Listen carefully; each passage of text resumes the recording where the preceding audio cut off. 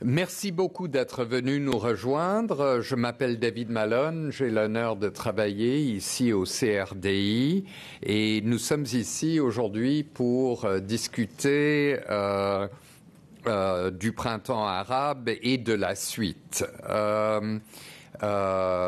Une traduction simultanée est offerte. Pour ceux qui aimeraient poser une question en français, n'hésitez pas, puisque notre invité Rob Malley parle très bien le français.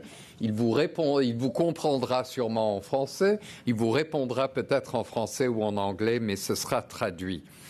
Thank you very much for joining us. Merci beaucoup d'être des nôtres. Je m'appelle David Malone et c'est un privilège pour moi de travailler ici au CRDI. Au CRDI, nous avons un grand privilège aujourd'hui. Nous accueillons Rob Malley.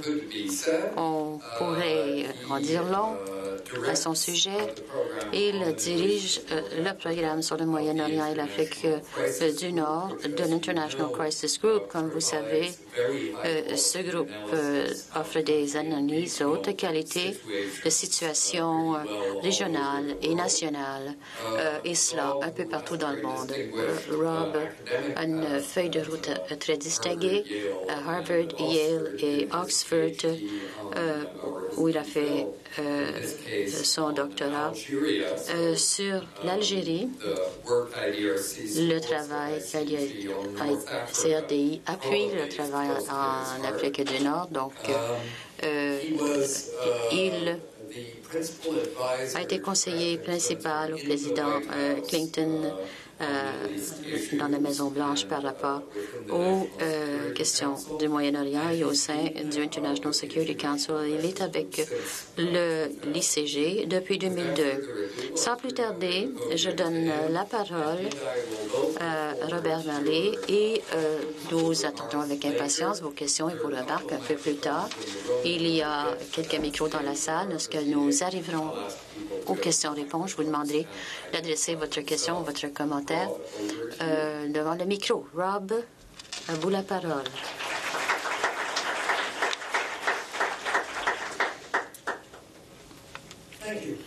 Merci.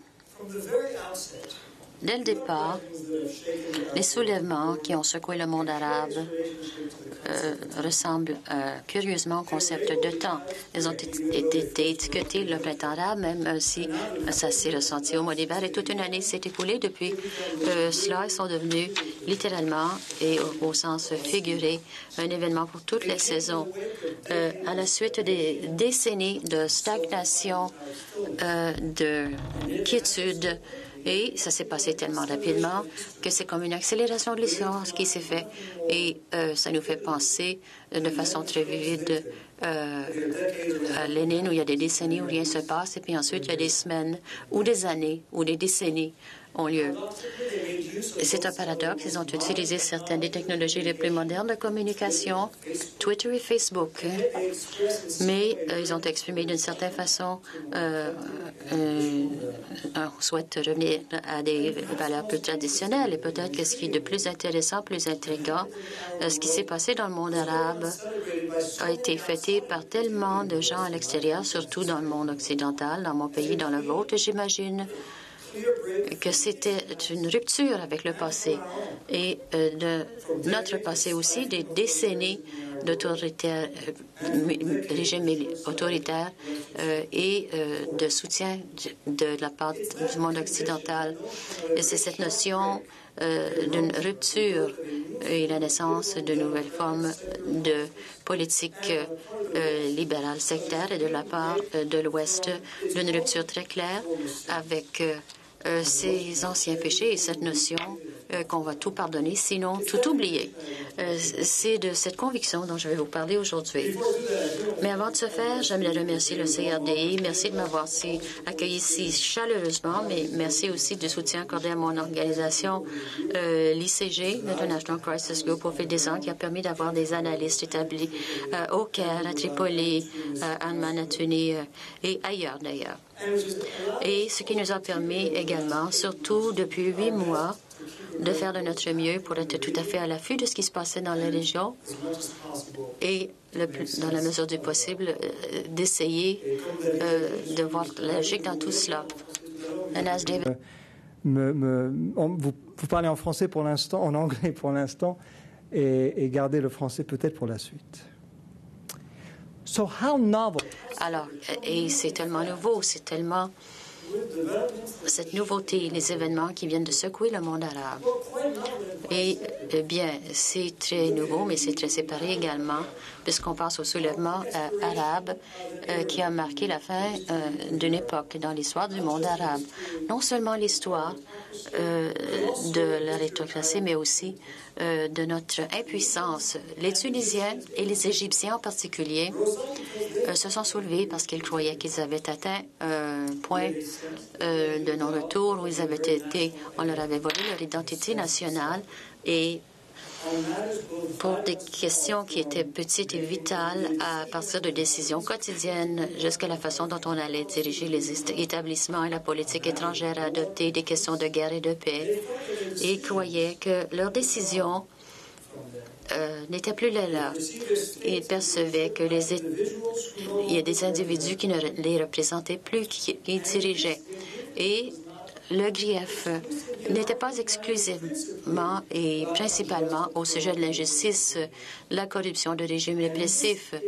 Et ce n'était pas exclusivement non plus et surtout au sujet de privation matérielle, donc d'un manque d'emploi, d'inégalités, de faim. De telles inégalités, des privations étaient importantes, mais existaient depuis bien longtemps et dans une certaine mesure, les gens avaient appris donc à conjuguer avec cela, mais ce à quoi ils réagissaient, c'était quelque chose de beaucoup plus viscéral et beaucoup plus qui était moins concret. Ils réagissaient, il y a plusieurs pays qui continuent de réagir aujourd'hui à ce sentiment que leurs États n'étaient plus les leurs. Ils ne se reconnaissaient plus dans ce mélange de gouvernements militaires modernistes, l'Égypte, la Libye, la Syrie, la Tunisie. Et la façon dont les dirigeants avaient décidé de traiter des biens publics comme si c'était des possessions privées. Et ils étaient mal à l'aise à la façon dont les leaders donc avaient le droit de faire des décisions souveraines. En échange, ils recevaient l'appui de l'occidental. En arrivant à ce point, l'existence même du régime, la domination qu'il impose sur son peuple et que cette existence même devient une provocation insoutenable. On peut se comprendre ce qui s'est passé en Égypte et en Tunisie, ce qui se passe en Syrie aujourd'hui, ce qui s'est passé en Libye, sans tenir compte du fait qu'il y a ces sentiments bien ancrés que les gens n'avaient pas le droit d'être eux-mêmes, qu'ils avaient été. On les avait privés de leur identité. Alors, en se retrouvant dans les rues du Caire et de Tunis et ailleurs, de rejeter ce qu'ils percevaient être des transplants inconnus et leur soulèvement, ceux qui sont soulevés, ce n'est pas tout simplement un geste de protestation, mais c'est un geste très profond d'autodétermination. Il y a quelque chose aussi qui était nouveau par rapport à ce qui se passait, et c'est ce sentiment de découverte du pouvoir de façonner les événements et de déterminer le cours de leur histoire.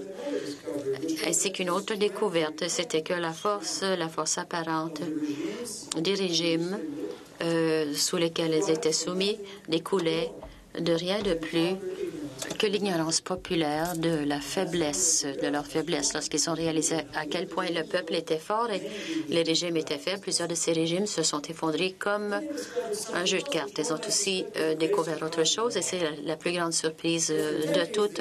Pendant des décennies, le gouvernement avait tenté de célébrer cette notion d'unité pan-arabe, alors qu'ils avaient tout fait pour lutter contre ça. Il y avait eu la guerre froide, ils ont tout fait pour prévenir l'émergence d'un institut pan-arabe qui menaçait leur monde. Alors, vous pouvez vous imaginer comment les leaders en Égypte ou en Tunisie ou en Syrie se sentaient lorsqu'un soulèvement en a inspiré un deuxième.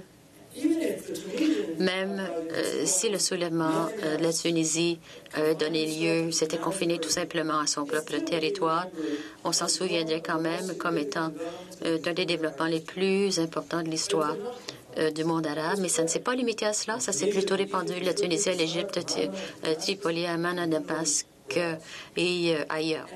Et ce n'est pas tout simplement cette idée d'un soulèvement qui a été propagée, cette idée que de fait on peut se monter contre des règnes qui existent depuis des décennies. C'est un moyen, c'est ces pratiques qui se sont retrouvées. On le retrouve dans le slogan qui s'est répercuté de Tunis à Damasque et ailleurs. Alors, le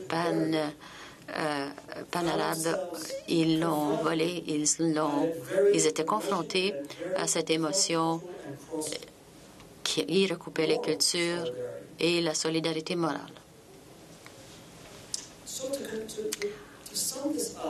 Pour résumer, les peuples arabes ou les États arabes souffraient d'un sort qui était encore pire que la pauvreté ou la répression.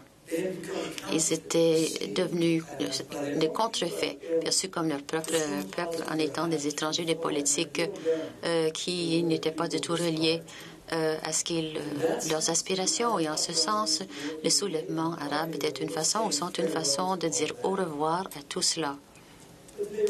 Mais est-ce qu'ils ont réellement dit au revoir au passé? Est-ce qu'ils se sont réellement divorcés de leur propre histoire? Cette croyance en un événement distinct, on peut le comprendre.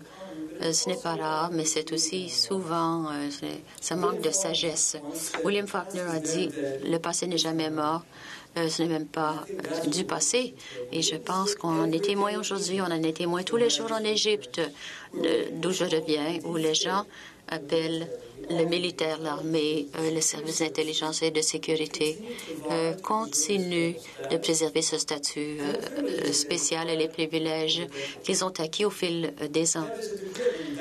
Il y a un degré d'audacité et de cupidité. Ils veulent s'accaparer au pouvoir, mais je pense qu'on aurait tort de tout simplement le réduire à cela. Il y a aussi de leur part une conviction profonde qu'ils savent ce qui est mieux pour leur pays, qu'ils peuvent sauver leur pays de la ruine et du chaos. Eux seuls peuvent préserver leur pays des entités étrangères qui souhaitent détruire leur pays. Tous les jours de chaos dans les rues du Caire, tous les jours de violence dans les stades de soccer, Port Saïd et ailleurs, ont tout simplement validé leur perspective à leurs yeux, peut-être, et aux yeux des autres. En Égypte, on le voit, en Tunisie également, où les personnes qui étaient au pouvoir auparavant considèrent que c'est une sous-classe de ces islamistes. On le voit au Yémen, où le président a peut-être quitté le pays, mais est toujours sur la scène. Le passé est également plaisant à la force relative des différents acteurs politiques que nous voyons sur la scène. On pourrait se poser des questions, à savoir où s'en va l'Égypte ou la Tunisie ou ces révolutions, mais au-delà de cette incertitude, il ne fait aucun doute que ça va profiter à qui ces révolutions, au moins à court et à moyen terme. Les manifestations dans les rues du Caire et de Tunis remettent en question le statu quo. Ils ont allumé un esprit révolutionnaire. Ils ont même préparé le terrain pour une redistribution de pouvoir. Mais ce qu'ils possèdent, c'est l'enthousiasme, bien sûr, mais il manque beaucoup de connaissances historiques, de racines politiques. Il leur manque l'expérience à long terme. Alors, pour l'instant, les résultats de ces soulèvements vont sans doute être déterminés par les forces qui existaient avant les soulèvements, les révolutions. Le futur immédiat en Égypte et ailleurs se déroulera sans doute dans un tir au souk assez complexe avec les anciens régimes, les islamistes, tous ceux qui réclament avoir des racines, qui ont une histoire dans leur pays et qui ont la capacité et l'expérience de jouer le jeu de politique que ne peuvent le faire les jeunes manifestants que l'on a captés sur nos écrans de télé. Et on l'a vu d'ailleurs dans la récente élection parlementaire en Égypte où les islamistes ont prévalu. Et les militants enthousiastes, laïcs, qui s'identifient rapidement avec la révolution au départ, mais ils devront pourtant apprendre à attendre. Le passé est également le présent, et ça c'est un autre point important, comme un legs des nombreux problèmes jamais réglés qui ont été laissés derrière par les régimes renversés. Les régimes d'Égypte, de Tunisie, du Yémen, de la Syrie ont toujours mis en garde des soulèvements tribaux, de l'islamisme militant, et ils ont toujours assuré à leur peuple du monde de l'extérieur qu'ils étaient les seuls à pouvoir contenir ces forces. C'est évident que c'est tout un exercice d'autojustification, en fait, par des dirigeants qui aggravaient les menaces auxquelles ils voulaient résister. Donc, ils brandissaient ces menaces pour essayer de rationaliser leur mainmise sur le pouvoir. Mais le fait qu'ils aient exploité ces craintes et manipulé les populations ne veut pas nécessairement dire que tout a été créé de toutes pièces. J'ai un collègue, Peter Harling, en Syrie, qui a fait du travail remarquable là-bas d'ailleurs. Il a fait un commentaire disant que les soulèvements arabes sont presque au-delà de toute autre chose. Une tentative, une mise au défi pour nos populations d'arriver à comprendre les divisions qui existaient au préalable, que les régimes ont en même temps exacerbé, manipulé, mais aussi contenu. Aujourd'hui, comme il le dit, les manifestants luttent encore avec tous ces mêmes enjeux. Et c'est vrai dans les pays qui ont vécu des transitions ou semi-transitions, comme en Tunisie, en Libye. Et c'est aussi vrai pour les pays qui sont au beau milieu d'une transition, comme la Syrie. Et dans chacun de ces pays, on est confronté au legs du passé qui n'a jamais été réglé décennie après décennie. À Bahreïn, un système quasi-apartheid veut ne reconnaisse pas la population. En Tunisie, on avait un gouvernement laïque agressif qui était à l'opposé du conservatisme de sa société. En Syrie, le pluralisme sectoriel qui est très profond, comme on l'a vu aujourd'hui, est une véritable recette pour un soulèvement violent. En Libye, l'absence d'État et la présence d'un dictateur, que la présence d'un dictateur avait caché pendant longtemps. En Libye, il y a des forces opposées du nord au sud, un héritage de la guerre civile qui aussi a été mis de côté. Et en Égypte, arrivé à comprendre le fait que cette notion idyllique que l'Égypte était un pays de politique consensuelle où il pouvait y avoir des divisions qui seraient transcendées, voilà que tout explose maintenant alors que les gens doivent faire face aux réalités des conflits qui n'ont jamais été réglés par le passé entre l'islamisme et le laïcisme, entre les sunnis et les coptes, entre le rôle de l'islam et le rôle du militaire. Le passé est également présent par les expériences précédentes de transformation rapide et brutale et les tentatives de transfert de pouvoir. Je pense à deux cas en particulier, l'Algérie, au début des années 90, lorsque le front de l'armée islamique a remporté une victoire parlementaire, mais l'armée est intervenue et le monde a observé, et des dizaines de milliers d'essais plus tard, l'Algérie a été laissée à elle-même pour se remettre sur pied. Ou en Irak, où on a voulu renverser un dictateur et on a, au lieu on fait place à des années de conflits armés. Pour plusieurs dans la région, ce passé est encore une mise en garde bien réelle. Et pour certains Syriens, même chez ceux qui n'ont aucune sympathie pour le régime, ils craignent que leur avenir ne soit comme le passé récent de l'Irak. Et plusieurs islamistes, même dans les pays où ils ont remporté leurs élections, comme la Tunisie et l'Algérie, ne craignent rien de plus à ce jour qu'une répétition des précédents en Algérie. Et ce qui est encore plus intriguant, c'est que le passé est présent dans la forme d'un certain regard sur les régimes d'hier, non pas pour l'oppression, mais pour la stabilité, la prévisibilité du quotidien.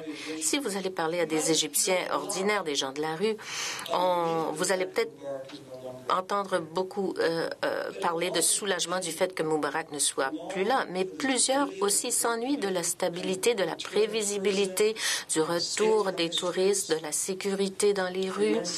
Et quand ces sentiments ressortent, le passé redevient présent sous la forme de la nostalgie. Il y a une autre façon importante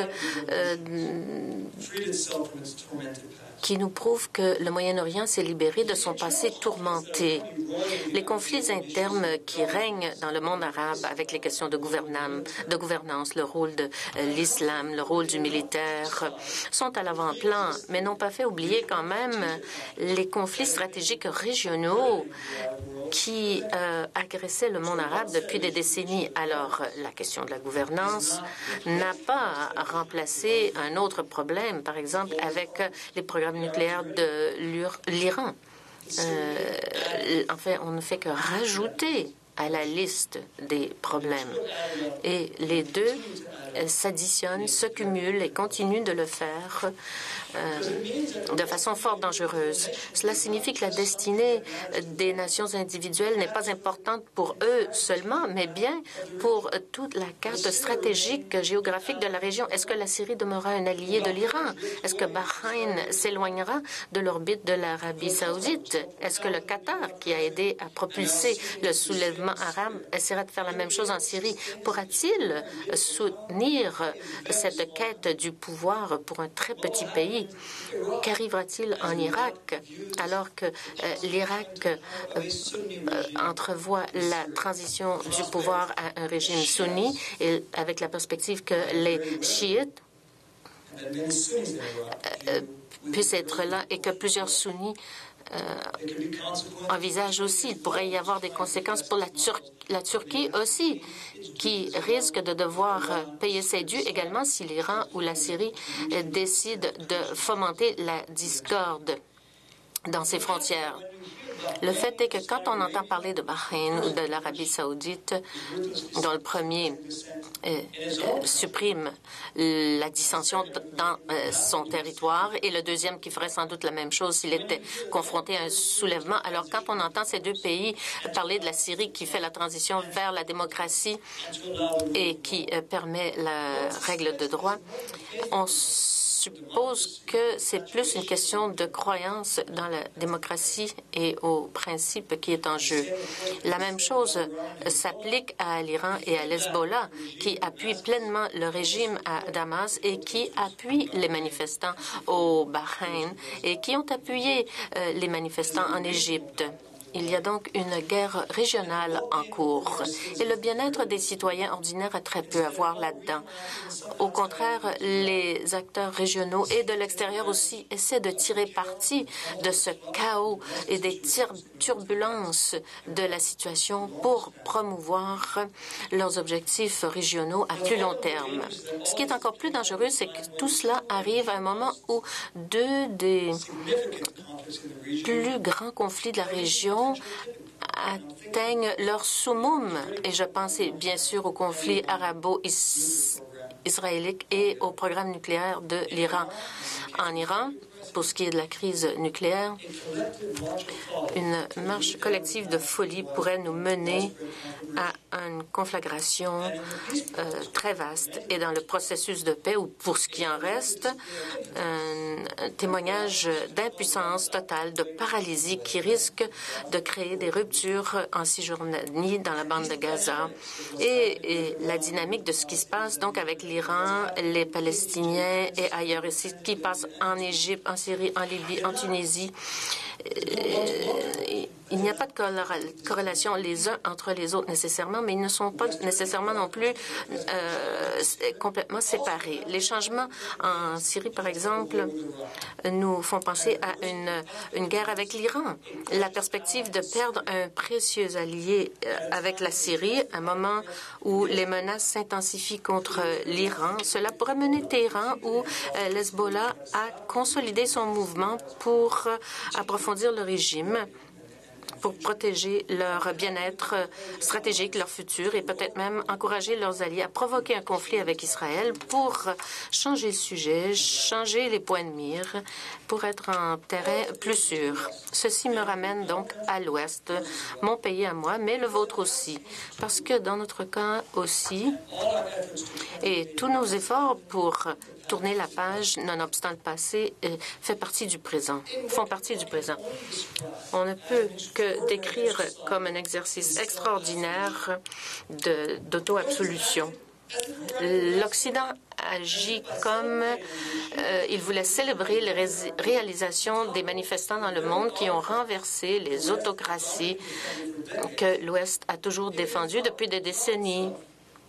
Donc, l'Occident s'absout de toute complicité. Il est incroyable de voir la vitesse avec laquelle l'Europe et les États-Unis ont voulu étiqueter les soulèvements arabes comme étant leur propre projet. Ils disaient que c'était ce que l'Occident défendait depuis si longtemps. Je m'excuse, mais il n'en est pas ainsi. On ne peut pas tourner le dos sur le passé sans assumer une certaine responsabilité, la responsabilité que l'Occident demande aux Arabes eux-mêmes. Et le statu quo depuis des décennies, par définition, n'est pas un très bon vecteur de changement. Alors, c'est bien beau de se féliciter ainsi, mais l'Occident devra arriver à mieux saisir l'histoire qui pèse beaucoup sur sa crédibilité et sur sa motivation. Un exemple, depuis quelques semaines, il y a eu une lutte entre les autorités égyptiennes et les ONG pour le financement étranger du fait qu'ils n'étaient pas enregistrés. Certains des officiels n'ont pu quitter l'Égypte, entre autres. Et pour ceux et celles d'entre vous qui sont allés en Égypte ou qui iront, poser la question. Je pense que vous ne trouverez pas beaucoup d'Égyptiens qui prendront la part de Washington ou de l'Occident dans cette lutte. Même si la lutte n'est pas seulement une question intéressant les ONG internationales, mais bien leurs propres ONG. Bien sûr, le militaire aggrave les problèmes, exploite les sentiments anti-américains, et disant que les États-Unis agissent contre leurs intérêts. Tout cela, c'est pour servir leurs propres intérêts. Mais ne vous trompez pas. On joue sur un terrain vraiment très fertile. Et il y a plus encore. Les dirigeants occidentaux disent qu'ils ont appris leurs leçons, qu'ils vont tourner la page, qu'ils ne vont plus sacrifier leurs valeurs pour promouvoir leurs propres intérêts. En fait, ils disent qu'il n'y a plus de contradiction entre les valeurs et les intérêts maintenant. Vraiment? Quand est-ce que l'Ouest a condamné ce qui est arrivé à Bahreïn, où l'ombre de la participation des Saoudis et des bases navales de l'Occident et des inspecteurs de l'Iran? Et posez-vous la question, comment les pays de l'Occident, les États-Unis en l'occurrence, vont-ils réagir si les gens qui n'ont pas encore fait entendre leur voix commencent à parler en Arabie saoudite, entre autres, peut-être même en Palestine? Peut-on vraiment dire que nos intérêts ne sont plus en harmonie avec nos valeurs? Alors, le passé est non seulement présent, et pour citer Faulkner, ce n'est pas encore passé. En septembre dernier, un collègue à moi a écrit un article qu'on a appelée la contre-révolution en septembre, quelques mois à peine après le soulèvement. Et il a écrit ceci. Étant donné que Moubarak a rejeté tout ce qui s'était passé dans la région en contraste avec ce qui s'était fait avant, les manifestants étaient violents au Yémen, au Bahreïn, en Libye et en Syrie. 4 nations sont impliquées dans chacun des conflits. Les divisions sectorielles et ethniques ont pris l'avant-plan. Les élites économiques luttent pour le pouvoir, laissant plusieurs manifestants avec l'impression que l'histoire qu'ils voulaient faire il n'y a pas très longtemps allait leur glisser dans les mains. Et parmi l'insécurité, il y a de la crainte, de la confusion. Et à bien des endroits, il y a du sang, des menaces. Les gens veulent pouvoir profiter du changement et pourtant n'arrivent pas à croire le coût que cela implique. Les révolutions dévorent leurs enfants. Les gens qui savent ce qu'ils veulent et savent comment l'obtenir savent que les révolutions ne durent pas toujours très longtemps, y compris les gens et les idées qui les ont inspirés. C'est ce qui est arrivé avec les soulèvements arabes. Le militant activiste qui descend dans la rue et fait face aux caméras de télévision perd toujours dans l'escarmouche suivante. Les membres du public sont peut-être reconnaissants de ce qu'ils ont fait et on les admire souvent.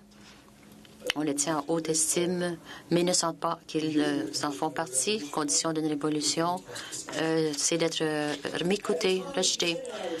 Au moment Hussein, on croyait que ce qu'il avait fait, c'était peut-être trop pessimiste. On jugeait un chapitre de l'histoire avant que l'encre soit sèche.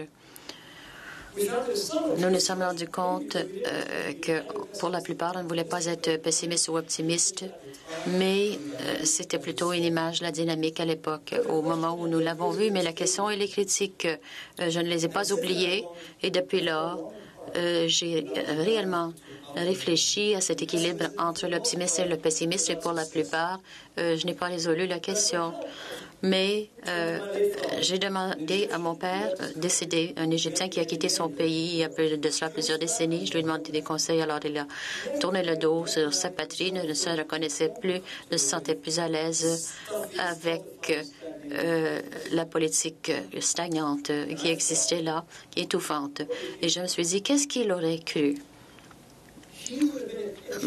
Mon père, il aurait été sidéré à cette perspective d'enthousiasme.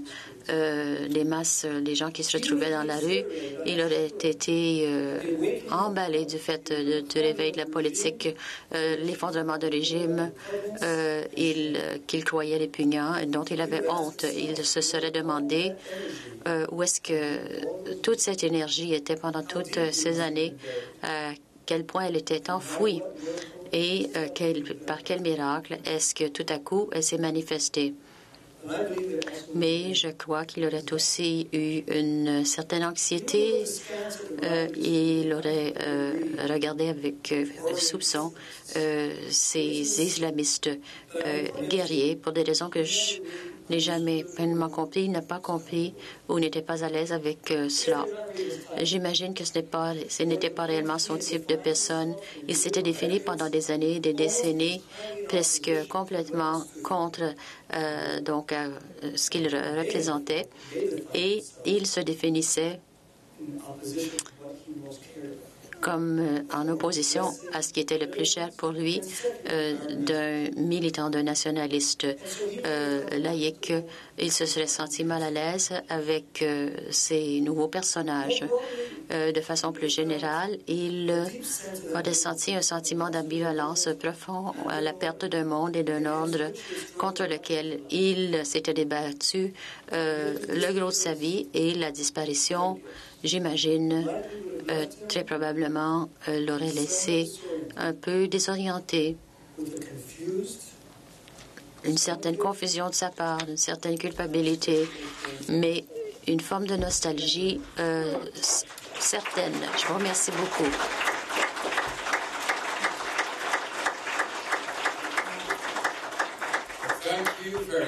Merci beaucoup, Rob.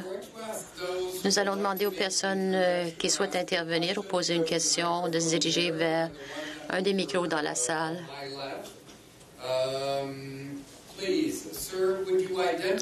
Veuillez bien vous identifier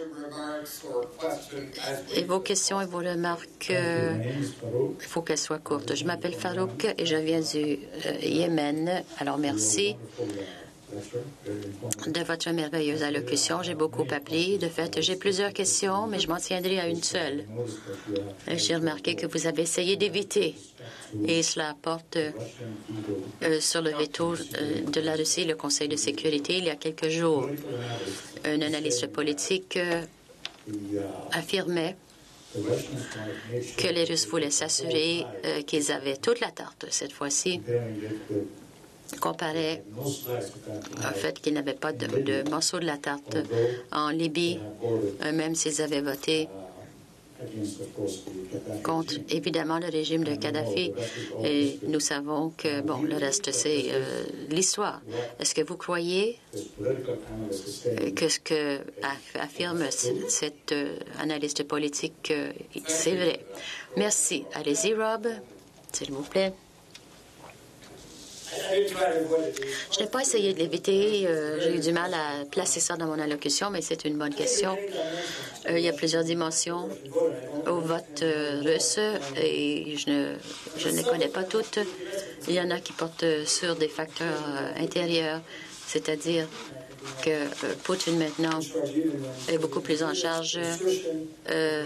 Il affirme les intérêts nationaux de la Russie et un sentiment qu'ils ne veulent pas que l'Occident façonne les événements. Je crois aussi qu'il y a une préoccupation, on s'inquiète de ces nouvelles normes du Conseil de sécurité qui peut intervenir dans les affaires intérieures. Il y a cette controverse en ce qui concerne les élections en Russie qui peut se passer dans l'avenir. Je pense qu'on s'inquiète aussi, et ça je l'entends de la part des Russes, de l'islamisme. Il y a plusieurs musulmans dans leur propre pays et il n'y a pas de grand amour entre eux. Je pense qu'il certains des... Et je pense enfin qu'il y a une croyance russe qui croit à la stabilité, une croyance profonde et le chaos dans la région en Syrie. Si cela se bouge à instabilité en Iran, c'est quelque chose qu'ils craignent, mais je pense que ce qui est implicite dans votre question, vous avez raison aussi, je pense que j'ai l'impression qu'ils sont plus convaincus qu'ils ne l'étaient il y a 6 mois, que le statu quo ne prévaudra pas, mais ils veulent que ce soit une transition contrôlée. Ils veulent avoir voix au chapitre. Ils veulent pouvoir jouer un rôle très clair, de jouer leur part. Pourquoi ils ont insisté l'endroit des négociations entre le régime et l'opposition. Ils ont précisé l'endroit. Et le tout forme un tout. Ils espèrent pouvoir profiter de l'occasion pour se réaffirmer et réaffirmer un degré de pouvoir national, éviter de créer un précédent et jouer un rôle clair dans la transition future du seul pays arabe avec lequel ils ont d'étroits liens. Il y a plusieurs personnes qui veulent poser des questions. Je vais demander à chacune de ces personnes de poser une question très brièvement. Merci beaucoup de cette analyse détaillée. C'est très compliqué de prévoir ce qui va se passer au Moyen-Orient. Ma question, vous avez parlé du rôle de l'Occident, perspective de l'Occident face au Moyen-Orient. Et ma question, il y a beaucoup de plaintes dans les gouvernements qui ont suivi la révolution en Tunisie, en Égypte. L'Occident n'est pas venu appuyer ce régime, surtout au plan financier et économique, dans le plus grand besoin. J'aimerais savoir les raisons. Les nouveaux gouvernements? Merci. Comme vous le savez sans doute, il y a non seulement une crise économique mondiale, mais il y a une crise budgétaire, en particulier en Europe et aux États-Unis, de sorte qu'il est difficile d'aider quiconque. C'est une partie de la raison, mais ce n'est pas la raison complète. Et je parle surtout au plan de la perspective américaine. Ils espèrent que d'autres interviendront, ce qu'ils n'ont pas fait jusqu'à présent. Pour l'instant, avec les Égyptiens, il y a cette autre question qui se pose et qu'il est bien difficile étant donné l'humeur au Congrès de donner de l'aide à un pays qui ferme les ONG. Si ce n'est pas résolu, vous verrez qu'il y aura au plan politique des répercussions. Mais votre question, vous avez raison, il y a une crise dans ces pays. Un des paradoxes, des grands paradoxes que j'ai effleurés dans mon allocution, c'est la satisfaction économique. C'est un des moteurs de ces soulèvements, mais les soulèvements et les résolutions ont fait en sorte que les conditions matérielles sont pires qu'elles ne l'étaient avant. C'est vrai en Égypte, en Tunisie, l'effondrement du tourisme d'investissement à l'étranger, d'instabilité, le chômage qui augmente. S'ils ne peuvent avoir cette reprise au plan économique, le sens de nostalgie, le sens que les choses étaient meilleures avant le chaos, cela reviendra. Et ça existe déjà au Caire. Voilà pourquoi il y a cette impatience de plus en plus avec les manifestants, avec des gens qui dépendent du tourisme. Ils se disent pendant combien de temps est-ce qu'ils vont nous rendre la vie difficile? Je me demande si vous veuillez vous identifier. Bob Miller, j'enseigne un cours sur la démocratie internationale à l'Université Carleton. Pouvez-vous nous parler de l'avenir de la démocratie comme idée ou cette idée de démocratie et je retiens de certains des points que vous avez faits que nos idées de la démocratie, nous leur avons fait adopter qu'il y a plusieurs jeunes qui sont naïfs au plan politique. C'est difficile de tirer des conclusions assez pessimistes à cet égard. Pouvez-vous nous parler des racines de la démocratie, en particulier si vous croyez que de la part des islamistes ou certains des islamistes qu'on s'intéresse sérieusement à trouver une façon de concilier les valeurs de l'islam et les valeurs démocratiques. Je ne veux pas aborder une discussion théorique, que vous êtes mieux placé que moi de le faire, mais il y a des choses qui ont changé. Je ne crois pas que ce sera facile de faire marche arrière. Une, c'est que l'opinion publique a un poids aujourd'hui qui n'existait pas auparavant. Ce n'est pas la démocratie, mais c'est quand même une forme de participation populaire qu'on ne peut effacer. Vous avez soulevé un point fort valable. Il y a eu une évolution. Nous en avons parlé depuis un certain temps. Il y a aussi les frères musulmans. Ils acceptent l'alternance du pouvoir, le pluralisme. Et je pense que cela va encore une fois solidifier et je pense qu'ils vont profiter de la démocratie des frères musulmans. Et je leur ai dit, qu'est-ce que vous pensez de la démocratie? Est-ce que c'est quelque chose dont vous faites la promotion? Il a dit, on aime ce que ça nous apporte. Ça ne veut pas dire nécessairement que nous avons appuyé la démocratie et les principes, mais nous profitons du fait que ça a bien répondu à nos intérêts. Je crois qu'à partir de cela, vous verrez que l'opinion publique va jouer un rôle plus important. Des partis qui avaient été réticents au sujet des idéaux démocratiques qui vont embarquer. Est-ce que cela mènera à une culture démocratique réelle, acceptation des règles du jeu, ceux qui gagnent et ceux qui perdent des élections, les rôles acceptés pour les médias et l'appareil judiciaire? C'est beaucoup plus long. Je pense que la réponse sera plutôt oui que plutôt non, mais il y aura énormément de difficultés en cours de route. Merci. Je viens du CRDI. Merci. Une petite question au sujet de la révolution égyptienne qui avait une trajectoire qui n'était pas pareille aux autres. Ça n'a pas débuté aussi spontanément. Les racines étaient très profondes. Il y a eu des grèves de 2006 à 2008. Je me demande comment cela pourrait mener à une trajectoire différente pour l'Égypte, différente de celle des autres régions qui semblent être beaucoup plus spontanées, qui réagissent à ce qui s'est passé ailleurs. Now, Yemen, Bon, au Yémen, le Yémen a une histoire de soulèvement populaire déjà. En Tunisie, pas autant qu'en Égypte. Et quand quelque chose se passe en Algérie, on peut dire que ça a commencé autour des années 80. Alors, vous avez raison, l'Égypte est particulière, mais tous les pays sont particuliers vraiment. Je pensais que vous alliez me demander si ça valait la peine ce qui valait la peine de suivre en Égypte. Surtout, c'est vrai, il y a eu cette histoire instinctive révolutionnaire en Égypte, mais aussi il y a eu un coup militaire. Et lequel des deux a prévalu? En un sens, le militaire s'est greffé au mécontentement populaire pour prévenir ce qui aurait pu être beaucoup plus radical. Et le militaire a réussi à obtenir un résultat satisfaisant, c'est-à-dire se débarrasser de Moubarak et de sa succession. Et donc, le militaire peut faire ce qu'il veut avec les leviers du pouvoir. Mais comment les deux peuvent-ils coexister, le soulèvement populaire et le coup militaire? Ce sera tout un défi à relever à l'avenir. Et les frères musulmans auront un rôle clé à jouer. Ils se trouvent à l'intersection des deux. Ils font une entente avec le militaire, mais quand même gardent le doigt sur le pouls de la population.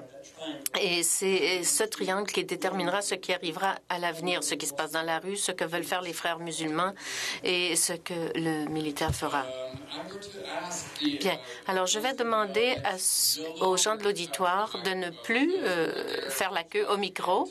On va essayer de passer tous les gens qui sont là, mais on verra si les interventions sont assez brèves.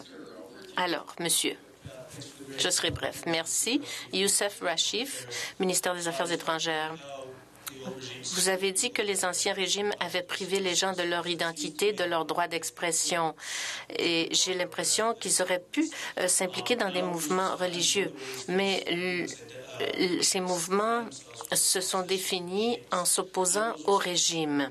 Maintenant qu'il n'y a plus de restrictions, que pensez-vous que ces mouvements feront, surtout par rapport à leur implication dans la gouvernance?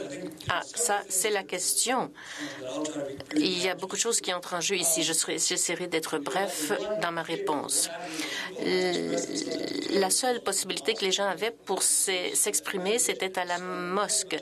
C'était par la religion. On l'a vu en Algérie, je l'ai vu dans les années 80 et 90, et c'était vrai en Égypte. Et les régimes qui se disaient laïques accordaient beaucoup de faveurs aux islamistes. Que feront-ils maintenant qu'ils ne sont plus dans l'ombre, qu'ils sont au grand jour? Eh bien, ils devront arriver à se comprendre maintenant beaucoup plus rapidement qu'ils le croyaient. Il faut maintenant, le rôle principal du gouvernement sera de les rassurer. Les gens qui n'étaient pas confortables avec les islamistes devront être réassurés. Il faudra rassurer le monde étranger également.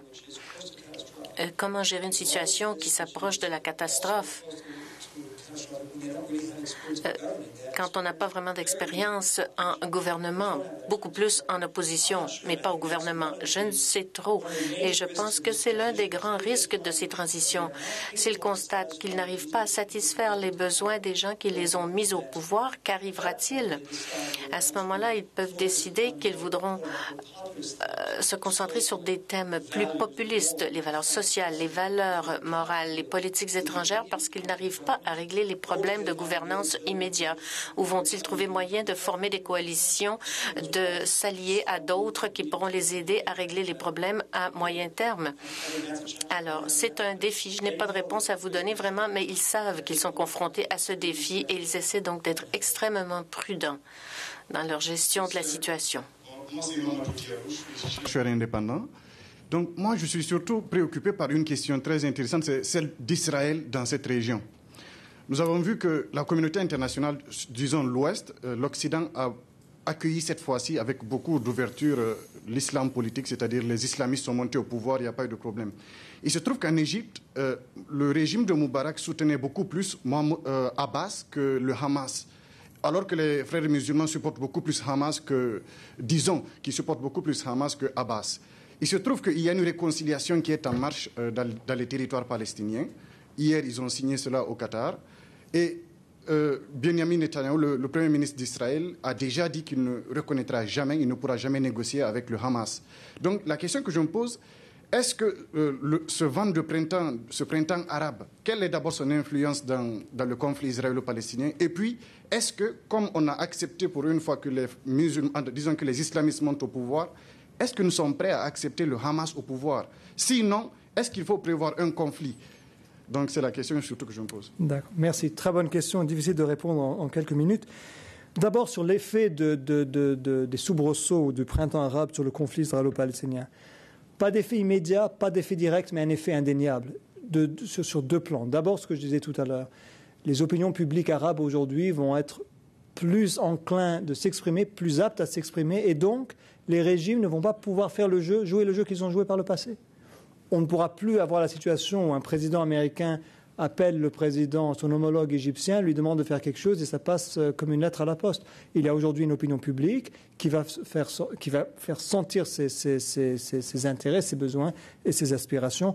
Et je pense que ça va jouer. Donc, je ne vois pas de changement dramatique dans le court terme, mais dans le long terme, c'est quelque chose que je pense l'Occident et Israël doivent comprendre. C'est qu'ils n'ont plus cette capacité de jouer avec les régimes parce que l'opinion publique, évidemment, est présente. Et je pense qu'on le comprend bien en Israël.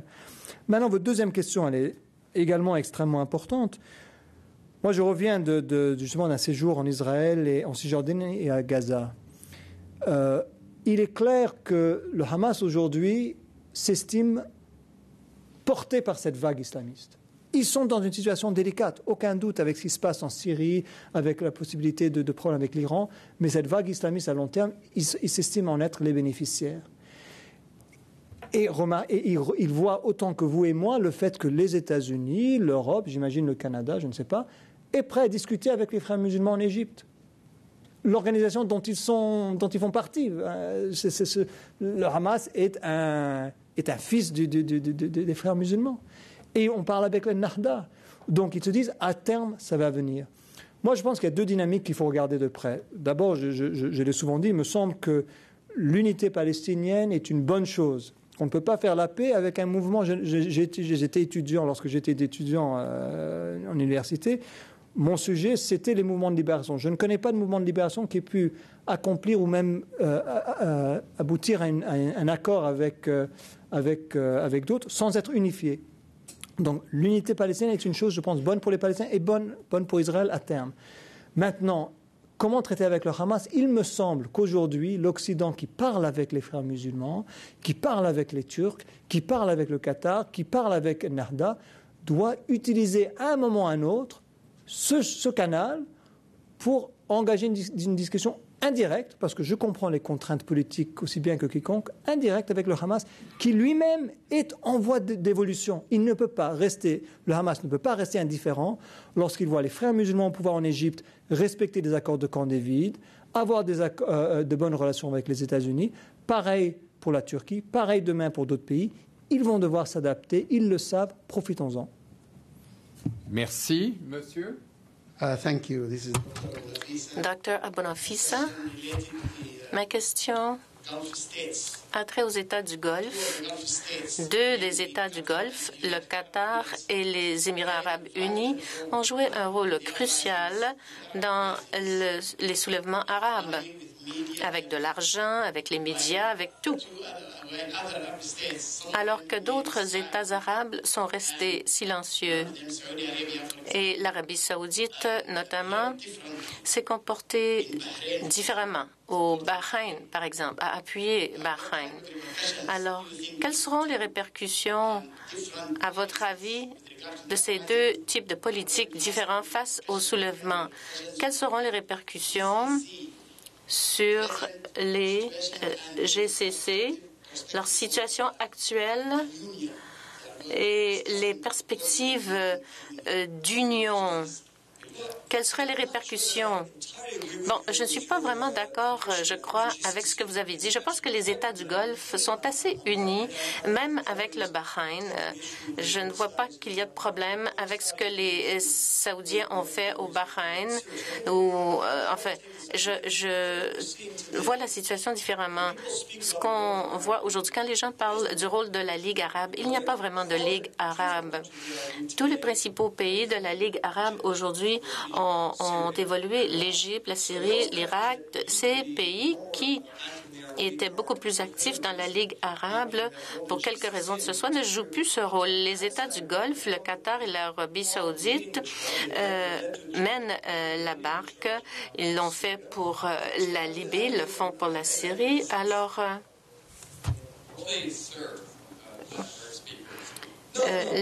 laissez notre conférencier répondre. Non, enfin, je ne crois pas qu'il y ait une division dans les États du Golfe. Non, je pense qu'ils sont bien unis. Je ne vois pas de dissidence entre les politiques de l'Arabie saoudite et du Qatar sur les deux questions que vous avez mentionnées, c'est-à-dire la Syrie et Qatar. Export Development Canada. Très bonne présentation. J'aimerais aller un peu plus loin dans vos prévisions. Ce n'est jamais facile, mais vous avez des antécédents aussi en Algérie. Pouvez-vous me dire ce que vous pensez de ce qui va arriver en Algérie et en Jordanie en 2012? Non, je ne peux pas faire de prévisions parce que tout ce que j'aurais prédit pour 2011 aurait été faux. Alors, je ne vais certainement pas le faire maintenant, mais je crois que les deux régimes sont inquiets. Pour les Jordaniens, la monarchie en Jordanie, et ils essaient tellement d'avoir des pourparlers entre les Israéliens et les Palestiniens, tendent la main au Hamas, enfin, essaient de protéger leurs arrières. Et ils s'inquiètent pour de bonnes raisons. Il y a beaucoup de mécontentement qui est de plus en plus sensible au régime parce que cela touche maintenant leur base traditionnelle, les Transjordaniens, la base bédouine. Enfin, ils sont mécontents et dirigent leur mécontentement, pas nécessairement au gouvernement, mais envers le roi et la reine. Alors, c'est très délicat comme environnement. Alors, je ne peux pas faire de prévision vraiment parce que je ne sais pas. En Algérie, on a traversé une période difficile depuis 1 an ou à peu près. On semble avoir réussi à surmonter les difficultés. Et il faut voir comment l'Algérie maintenant essaie de tendre la main à certains de ses voisins. L'Algérie essaie de contenir les protestations. Et s'il devait y en avoir encore, je pense que la situation en Algérie pourrait rapidement s'aggraver. Car tout ce qui contient les choses maintenant, c'est-à-dire la crainte de ce qui s'est passé, de la reprise de ce qui s'est passé dans les années 90, eh bien, si on devait surmonter cette crainte, je pense que les choses pourraient se dégrader rapidement. Donc, il y a de la nervosité en Algérie.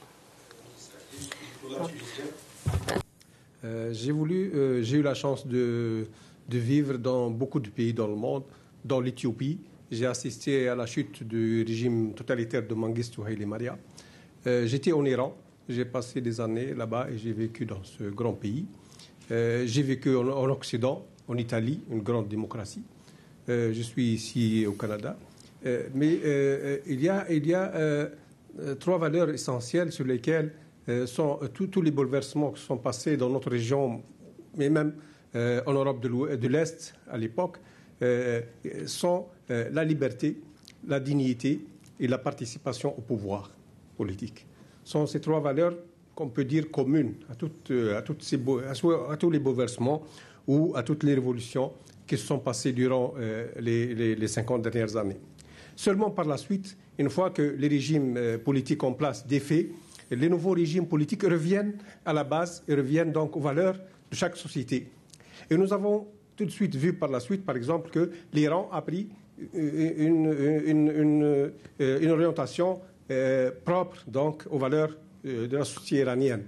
En Éthiopie, le régime n'est pas vraiment le régime démocratique à l'Occident comme Monsieur, pourriez-vous, dans l'intérêt des autres, abréger? Donc, très brièvement, est-ce que vous ne voyez pas qu'à l'avenir, il y aura une évolution vers un conflit de civilisation? the clash of civilization. Comme vous avez dû résumer la question, je pense que je n'ai pas compris la transition. I didn't quite understand the transition. I do not believe in conflict between civilizations. I think that tensions exist between different countries, tensions between the political structures. Intérêts qui s'entrechoquent. Conflit de civilisation, surtout l'usage du terme qui en a été fait aux États-Unis. Je ne sais pas très bien même ce que ça veut dire. Je ne vois pas des civilisations se monter l'une contre les autres. Mais il est vrai, ça on ne peut pas le nier, qu'il y a eu une montée dans certains pays occidentaux d'une certaine forme d'islamophobie, comme il y a dans certains pays arabes, un sentiment d'aliénation vis-à-vis de l'Occident pour des raisons dont j'ai traité tout à l'heure. Mais il me semble qu'il n'y a rien d'inévitable ni à ces tensions, ni à surtout à ce clash de civilisation. Comme je pense que ce terme est trop, on l'a trop utilisé, on l'a trop simplifié, je ne sais plus très bien ce qu'il veut dire. Je pense qu'il vaut mieux traiter des problèmes politiques de fond. On sera mieux à même d'éviter le genre de clash dont vous parlez. Merci. Please. Je m'appelle Michael Murphy, ancien directeur du NDI, programme palestinien. Plusieurs de mes amis, à l'heure actuelle, sont détenus par le gouvernement égyptien, puisqu'ils ont fait la promotion de la démocratie en Égypte. Une des choses que vous avez mentionnées, c'est le conflit israélo-palestinien ou arabe. C'est un des points de bascule. Je pense que tout le monde est d'accord avec vous, mais contrairement à ce que plusieurs Palestiniens et Arabes et musulmans ont cru pendant des années, c'est que le conflit palestinien était l'épicentre de ces problèmes. Cela semble changer, beaucoup changer. Alors, les Palestiniens ne sont plus au centre de la discussion et surtout de l'attention. Et c'est peut-être, il y a peut-être des gens qui ne sont pas d'avis avec moi, mais c'est ce que je crois et je pense que l'échec de l'administration Obama, qui n'a pas apporté d'étape concrète pour amener les parties à la table de négociation, alors c'est attribuable un peu à cela. Et un des exemples les plus récents, j'aimerais savoir ce que vous en pensez, c'est le retrait de financement qui s'est fait bien tranquillement par l'USG pour des programmes qui prônent la démocratie dans les territoires palestiniens. IFES a fermé ses portes l'année dernière. À la fin de ce mois-ci, NDI et ERE fonctionnent sans bureau. Et j'aimerais savoir ce que vous en pensez. Alors, qu'est-ce que cela va donner? Est-ce qu'il y a eu un changement important de l'approche du USG par rapport à la question? Bref commentaire. D'abord, lorsque les gens disent on leur donne des options, on dit que c'est les deux. Et ça, je vais le faire maintenant. Est-ce que c'est l'épicentre des problèmes de la région ou est-ce que c'est tout simplement... Je pense que c'est les deux. Je pense que le conflit israélo-arabe est au cœur même de ce à quoi les musulmans et les arabes, mais ce n'est pas l'épicentre, et ce n'est pas ce qui va déterminer ce qui va se passer en Égypte ou en Syrie. Je pense qu'on doit tenir compte des deux réalités, que c'est une préoccupation fondamentale qui ne peut être ignorée, mais en même temps, il ne faut pas passer à l'autre extrême et dire une fois que ça sera résolu, tout sera résolu. Et si vous ne trouvez pas de solution à cela, vous ne solutionnerez rien d'autre.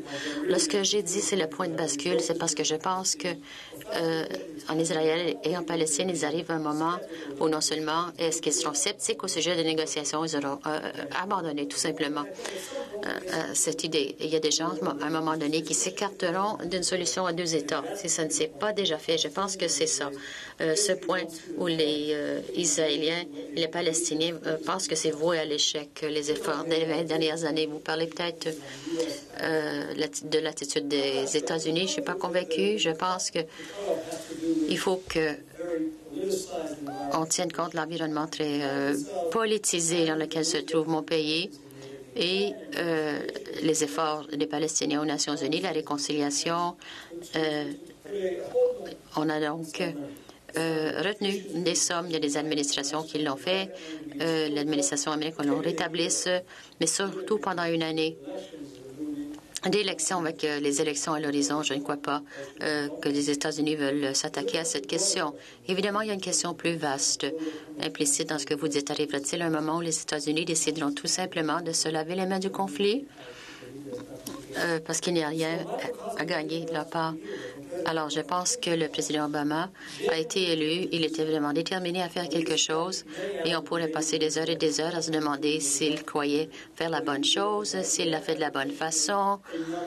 Et il a fait plusieurs erreurs. Mais ce qui s'est produit depuis 6 à 8 mois, c'est une conclusion qui, en ce moment, est une conclusion temporaire.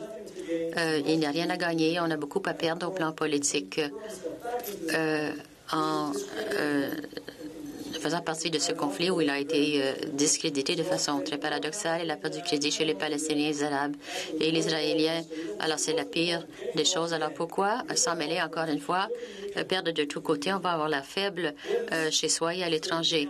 Est-ce que cela deviendra la norme? Là, vous verrez que le prochain président est celui par la suite qui décideront de plus en plus de ne pas s'en mêler de ce problème, puisque c'est un mal de tête politique. Je ne suis pas certain.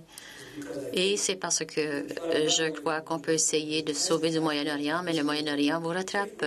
Et dans ce cas-là, si nous ne faisons rien, je pense que la perspective d'un conflit à un moment donné, donc dans la bande de Gaza, la Cisjordanie peut se produire. Et puisque nos intérêts entrent en ligne de compte, les États-Unis devront participer, oui. Il y a cette fatigue des problèmes. Il y a donc des conséquences au plan financier et on se distance au plan politique, mais je ne crois pas que ça puisse durer bien longtemps. Bruce, je suis à la retraite, mais j'étais directeur de la Banque de développement à Tunis. Alors, j'ai vécu la dernière partie de la Révolution. Alors, je vous remercie de votre présentation. Mais dans le cas de la Tunisie, je pense que vous avez peut-être sous-estimé, il y a eu peut-être des revendications. C'était, je crois, en partie provoqué parce que vous avez dit la privatisation des biens publics. Certains des exemples plus extravagants de la famille avaient été devenus publics. Il y a eu même les fuites de votre ambassadeur avant Noël et ça faisait partie de ce qui était cité, mais il y a eu beaucoup de préoccupations économiques graves, non pas parce que la situation devenait de plus en plus grave, mais les médias sociaux permettaient aux gens de se mobiliser plus facilement. En contrepartie, les islamistes en Tunisie avaient une répression beaucoup plus active de la mosquée, ce que vous avez dit par rapport à l'Égypte ou ailleurs. Il y a eu, il ne faisait pas partie des manifestations, mais je crois que ce n'était pas réaliste de s'attendre à ce que ce ne soit pas un facteur important. On ne s'attendait pas à ce qu'ils soient bien nombreux aux élections, mais il y a aussi l'autre volet, laïcs s'attendent. Ils n'ont pas fait campagne. Ça ne surprend donc personne. Les islamistes ont seulement obtenu 34% des voix, 41% des sièges. Les gens disent qu'ils veulent une majorité, mais nous sommes bien loin d'une majorité. Mais le risque réel en Tunisie, c'est que ces attentes économiques apportent des difficultés qui minent une économie qui n'a pas de pétrole et qui est liée avec les Européens qui sont en mauvaise passe en ce moment. Je suis d'accord avec ce que vous avez dit, surtout au côté économique. De fait, il y a des risques de la crise économique et autres. Pour ce qui est des prévisions des islamistes, il y en a plusieurs à qui j'ai parlé qui ont sous-estimé. Et vous avez peut-être de meilleures informations que moi, mais je crois qu'ils ont surpris plusieurs personnes à l'intérieur et à l'extérieur de la Tunisie, même s'ils n'ont pas la majorité. Je ne crois pas que l'islam, de perspective majoritaire, tout est comparatif, mais dans un paysage où un parti est organisé, les autres ne sont pas. Non. Les islamistes, il y a une différence entre l'Égypte et la Tunisie aussi. Barb Darling, le Conseil canadien international. Ce qui m'intéresse, c'est les prochaines étapes du printemps arabe, y compris probablement les guerres civiles qui en découleront, mais aussi des conséquences dans d'autres domaines, tels que l'Afrique du Nord ou la partie nord de l'Afrique subsaharienne. On parle de la Libye et qu'ils se déplacent vers le sud. La collectivité internationale a dû faire face au démantèlement de la Yougoslavie.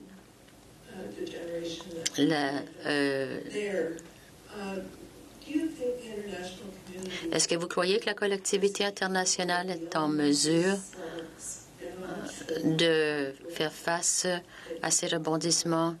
Est-ce que vous croyez qu'à un moment donné,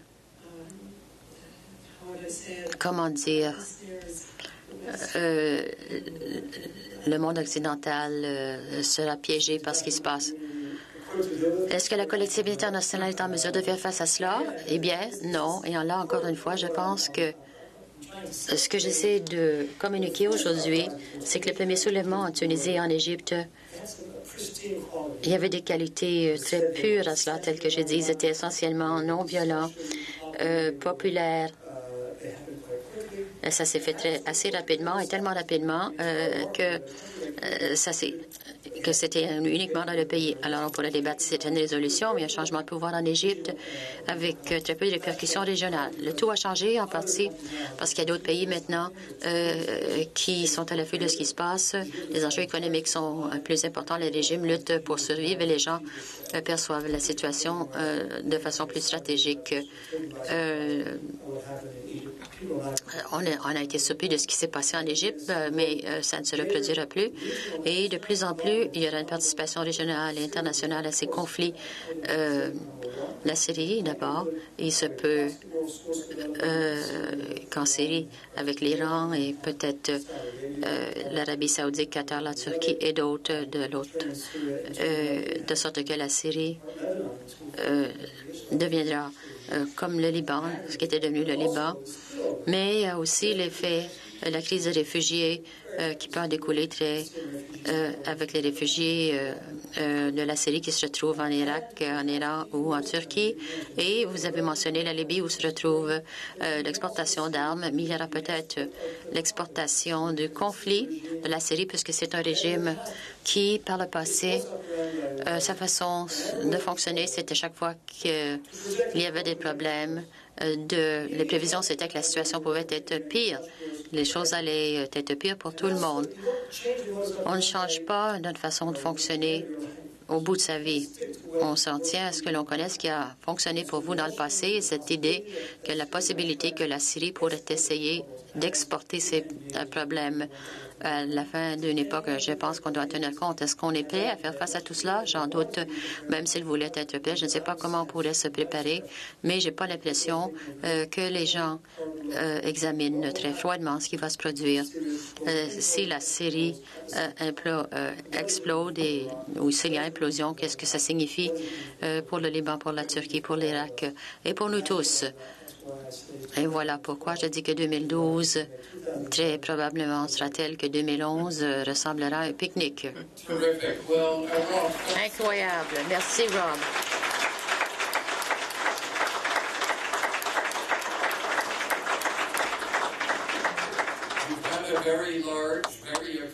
Vous avez eu un public qui a fort apprécié. Ils sont très nombreux. Il y a très peu de visiteurs à Ottawa qui peuvent fonctionner en anglais et en français. Alors, vous êtes doublement bienvenus. Nous allons vous inviter dans l'avenir et voir où nous nous retrouvons dans une année ou deux. Alors, merci beaucoup.